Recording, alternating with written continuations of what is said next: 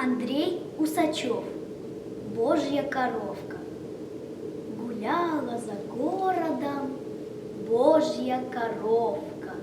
По веткам травинок карабкалась ловко, глядела, как в небе плывут облака. И вдруг опустилась большая рука и мирно гулявшую Божью коровку засунула в спичечную коробку. Коровка ужасно сердилась сначала, мычала и в стены коробки стучала. Но тщетно, забыли они в коробке, закрыли коровку в шкафу, в пиджаке. Ах, как тосковала по лугу бедняжка! Ей снились лужайка, деревья и кашка. Неужто в неволе остаться навек? Коровка решила готовить побег.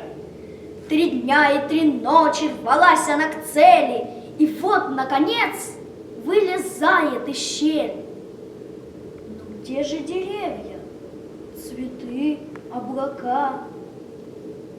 Коровка попала в карман пиджака. Однако она, не теряя надежды, бежит на свободу из душной одежды. Там солнце и ветер, и запахи трав. Но вместо свободы увидела шкаф. Тоскливо и страшно Божьей коровке. Опять она в темной пустынной коробке. Вдруг видит вверху, где вставляется в ключ, сквозь щелочку в шкаф пробивается луч.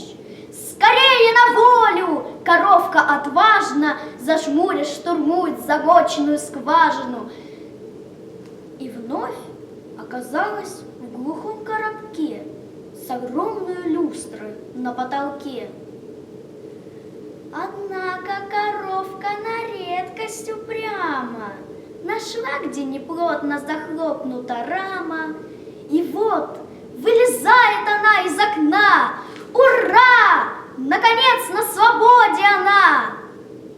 И вновь на знакомой лужайке букашка, под нею, как прежде, колышется кашка, над нею плывут в вышине облака.